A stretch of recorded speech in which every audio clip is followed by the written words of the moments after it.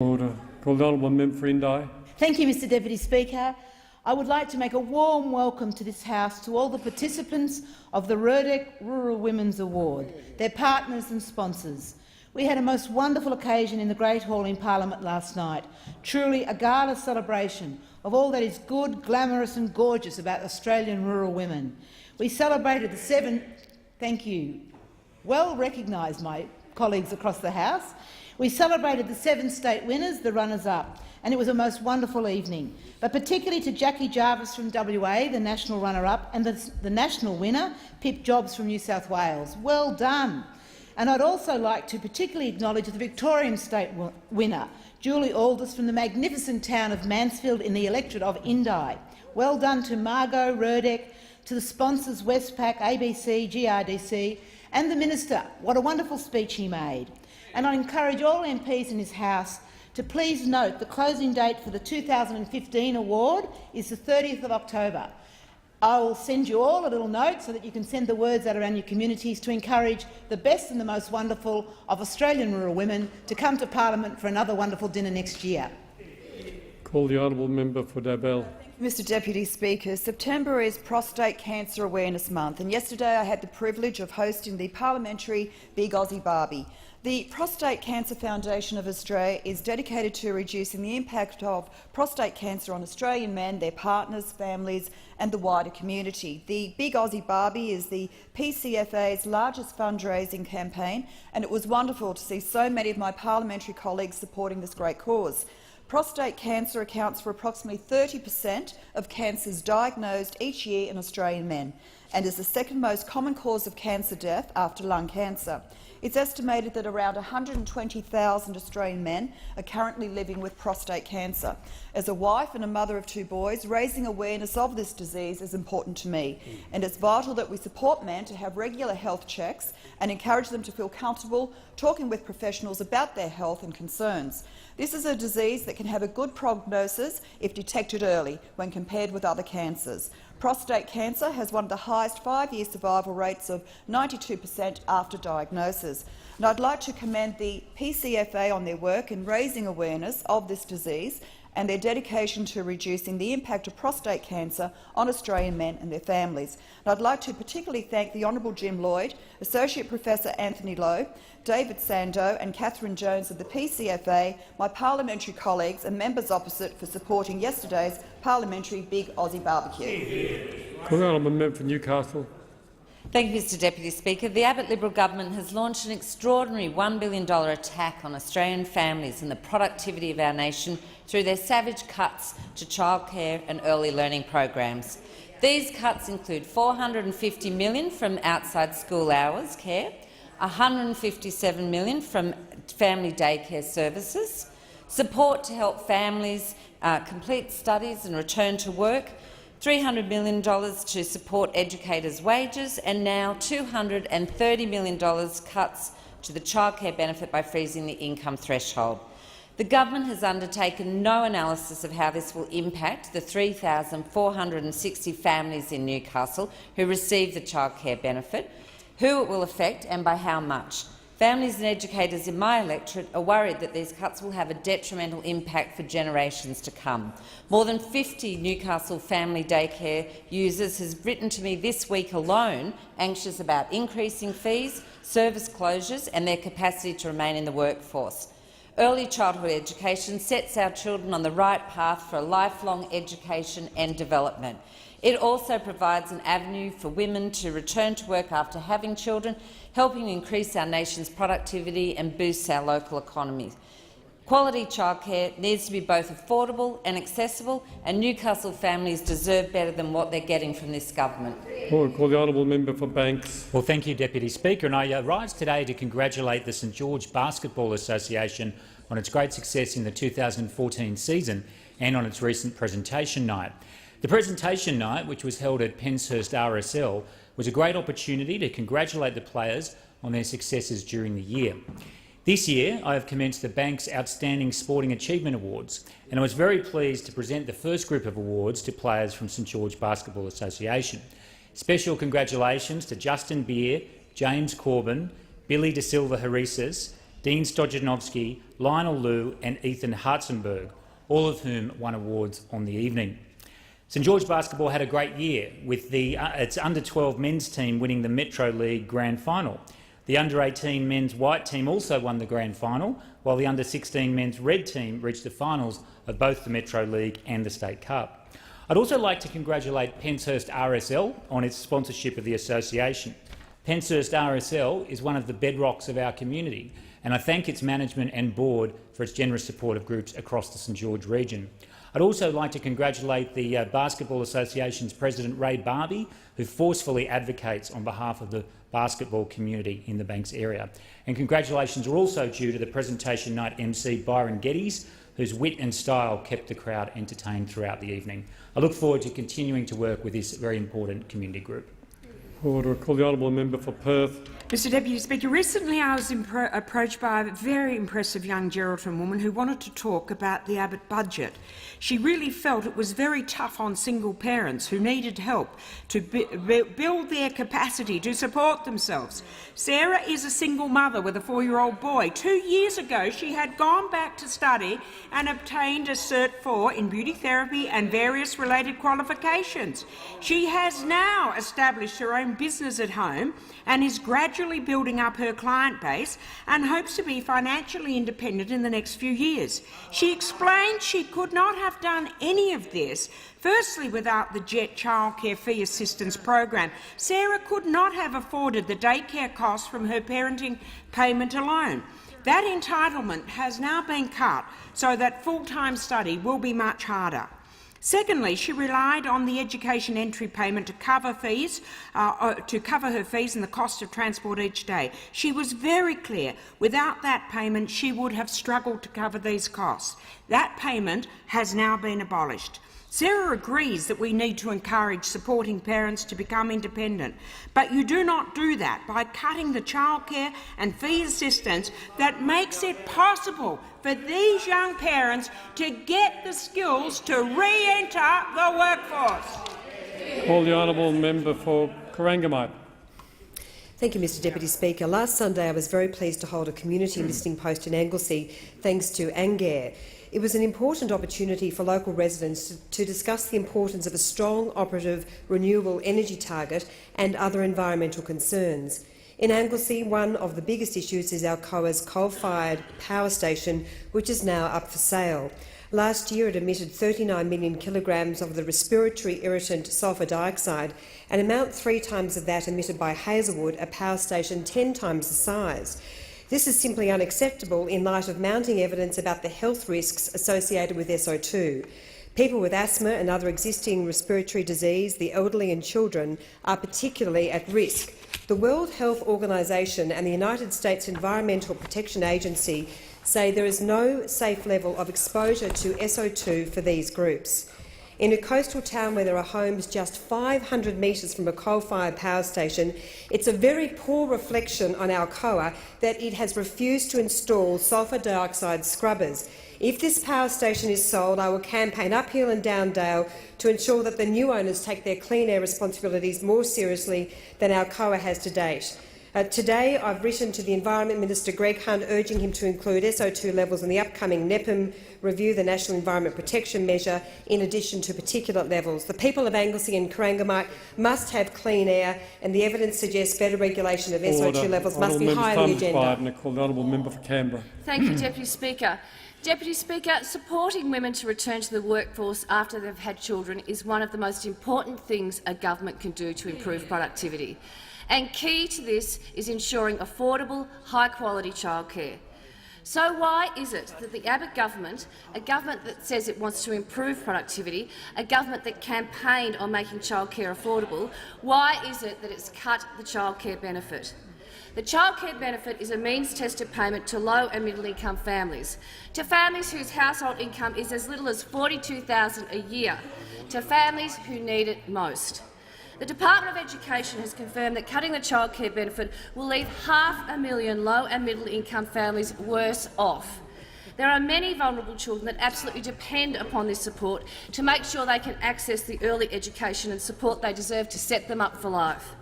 The Abbott government proudly talks about the benefits that will stem from its Productivity Commission inquiry into childcare.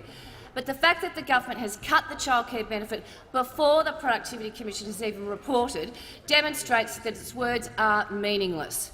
This is a government that is determined to cut support for childcare no matter what. This is a government that, despite promising no cuts to education, has cut education at every level, from childcare to primary schools to high schools, higher education, vocational education and apprenticeships. Call the honourable member for Bradley.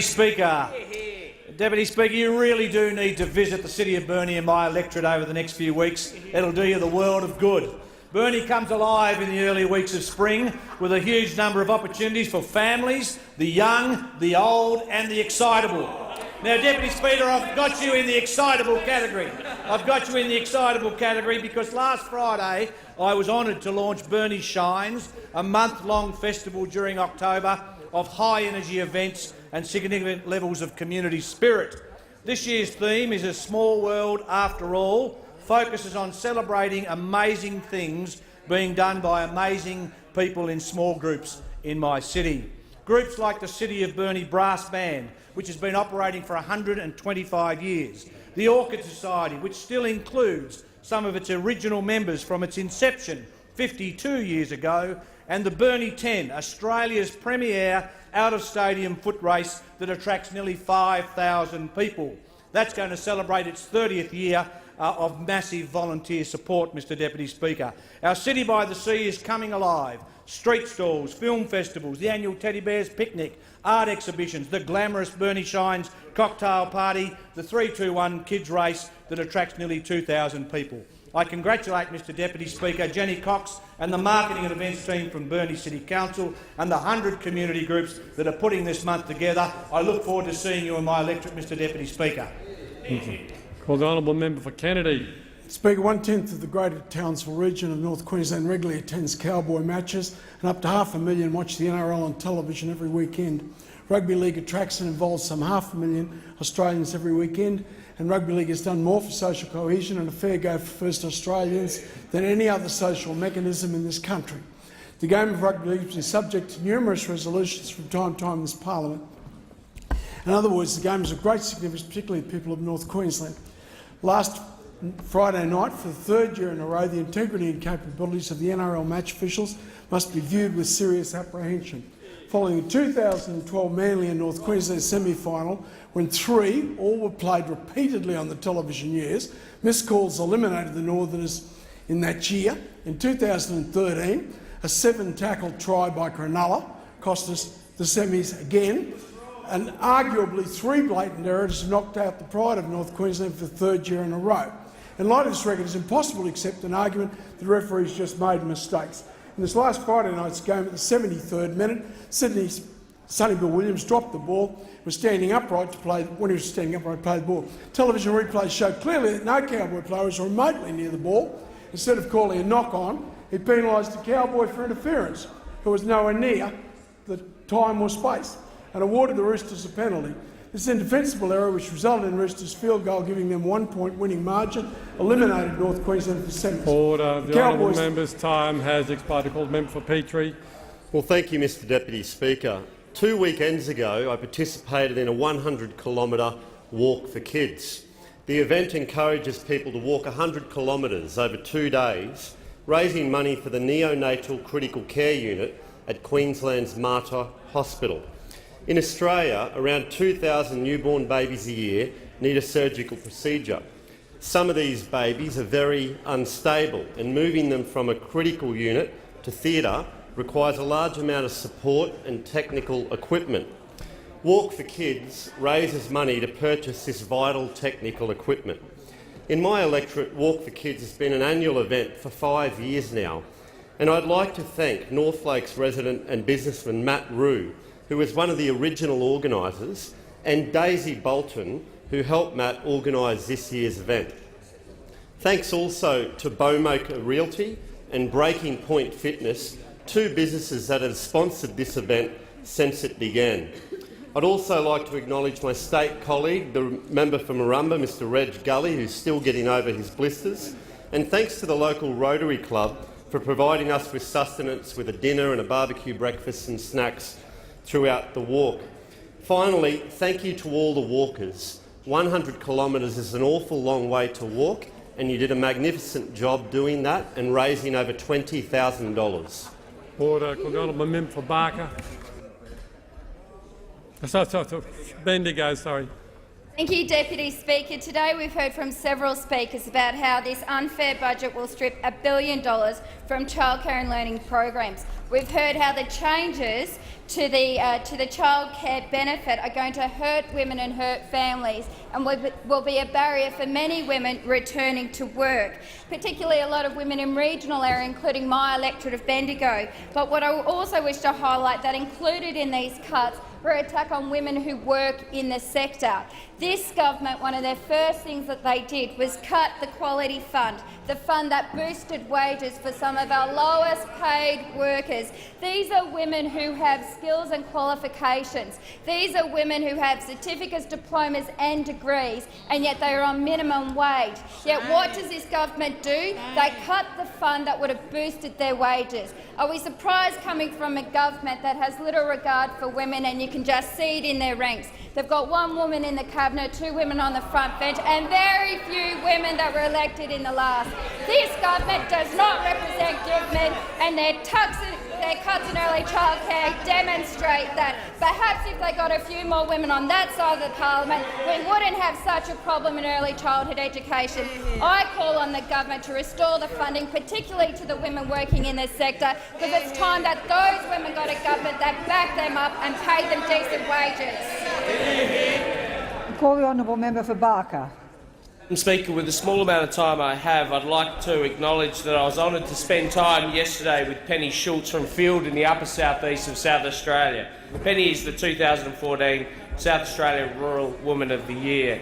Penny is, of course, only one of an example of outstanding women doing great things in agribusiness in South Australia. I enjoyed my discussions with Penny about agribusiness, the challenges in rural communities. She's an exceptional South Australian and I'm sure was very close to being the national winner. Thank you, Madam President. It being 2 o'clock and in accordance with Standing Order 43, the time for member statements has concluded and we move to questions without notice. Are there any questions without notice? I call the Honourable the Leader of the Opposition. Thank you, Madam Speaker. My question's to the Acting Prime Minister. The Acting Prime Minister said yesterday, we're an inclusive and tolerant society. But today, Liberal Senator Cory Bernardi is co-sponsoring a private member's bill that will give the green light to racist hate speech. How does this action from a Liberal Party senator promote an inclusive and tolerant society? I call the Honourable the Acting Prime Minister. Thank you, Madam Speaker. And I thank the honourable member for his question. What I can do is repeat the assurance given by the Prime Minister on a number of occasions that the government does not propose to proceed with changes to Section 18C. That commitment remains in place, and that demonstrates our wish to encourage all Australians to live in tolerance with one another. We need to respect one another's views. We need to acknowledge that there are people in this country who have different views from others, and that should be respected also. And some of those may not necessarily be mainstream views, but the government does not propose to change Section 18C. I call the honourable member for Ryan. Thank you, Madam Speaker. My question's to the Acting Prime Minister. Will the Acting Prime Minister please update the House on what the government is doing to support international efforts to combat the threat posed by foreign fighters? I call the Honourable the Acting Prime Minister. Well, thank you, Madam Speaker, and I thank the honourable member for her question. The government certainly shares serious concerns that the international community has about the advances of the ISIL death cult that have been made particularly in eastern Syria and northern Iraq. Overnight, the Prime Minister has addressed a special session of the United Nations Security Council, chaired by President Obama, to address the issues of foreign terrorist fighters. The Prime Minister has assured the Australian people and the audience at the Security Council that this government will be vigilant. We'll be vigilant at home, we'll be vigilant abroad, and we will do whatever we can to ensure that our country remains safe. It's the highest priority of this government and should indeed be the highest priority of any self-respecting government. But as the Prime Minister noted in his address, the conflict in Iraq and Syria may seem to be distant, but it is reaching out also to us. And last week, an Australian operative in Syria instructed his local network to conduct demonstration killings, and that of course prompted a rapid response from Australian authorities.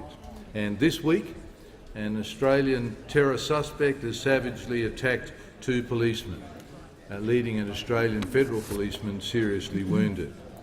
I'm happy to report to the House, Madam Speaker, that the Australian federal policeman is now in a stable condition, and it's our understanding that the Victorian police officer who received stab wounds will be able to leave the hospital later today.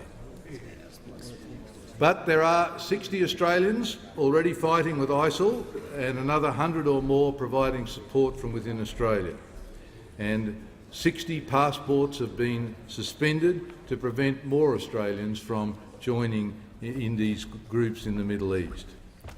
On September the 14th, the Prime Minister announced that Australia would deploy ADF assets and personnel to an international coalition efforts to disrupt and degrade ISIL. We will be prepared to be involved in what needs to happen. Australia will not fight alone, but we will be prudent and proportionate in our contribution and into an international effort that now involves around 40 nations. The Prime Minister has met a number of world leaders at the United Nations Security Council, and they've been able to exchange views on how the world will be able to best cooperate to meet this new threat to our freedom and our way of life. I call the Honourable the Leader of the Opposition. My question is again to the Acting Prime Minister. Just now, the Acting Prime Minister ruled out the government moving legislation giving the green light to racist hate speech, but he failed to rule out whether Liberal or National senators will vote for Senator Bernardi's legislation which will give the green light to racist hate speech. In plain English, will the Acting Prime Minister commit to join with Labor and vote against this destructive and divisive legislation, yes or no? I call the Honourable the Acting Prime Minister. Madam Speaker, in plain English, the government has no plans to change Section 18C. I call the Honourable Member for Longman. Thank you, Madam Speaker. Madam Speaker, my question is to the Minister for Foreign Affairs. Will the Minister update the House on the international coalition's efforts to combat ISIL and other terrorist organisations in Iraq and Syria? I call the Honourable the Minister for Foreign Affairs. Thank you, Madam Speaker, and I thank the member for Longman for his question. Madam Speaker, over the last week it has become quite evident that a very broad international coalition has been formed in order to combat terrorism wherever it occurs. And particularly, this broad coalition will fight against terrorism in Iraq and Syria, where there are particularly murderous groups killing civilian populations indiscriminately, in fact killing anyone whom they perceive opposes their ideology. Last Friday I attended a special meeting of the United Nations Security Council chaired by Secretary of State John Kerry. 40 nations were represented at this special meeting, and all of them spoke in condemnation of ISIL and its ilk. All of those present agreed to tackle terrorism as part of a united front. They agreed that military action should be taken, that the Iraqi government needed support in order that it can defend its own citizens, defend its territory and its sovereignty. It was agreed that there needed to be more humanitarian support. Indeed, the Australian government committed further funding, particularly focused on the women and children in Iraq who are being brutalised by this regime of terrorists. And there was an effort on disrupting the flow of fighters and funds and weapons into Iraq and Syria. On Tuesday, Madam Speaker, I attended the Global Forum on Counter-Terrorism. 30 nations pledged support for efforts to combat terrorist groups. This was chaired by the United States and Turkey, and it was focused particularly on preventing foreign terrorist fighters from leaving or coming back to countries, starving these terrorist groups of funds, cancelling passports. We shared experiences. I also took the opportunity to meet with foreign ministers of Arab states to reconfirm Australia's commitment to fighting terrorism and seeking confirmation of their commitment. I met with the foreign ministers of Iraq, Iran, Saudi Arabia, the UAE, Jordan, Turkey, Qatar, Kuwait and representatives of the Gulf Cooperation Council and the Arab League. All confirmed their support for the airstrikes and for further steps to combat terrorism. I do point out to the House that the threat is not just from the group called ISIL.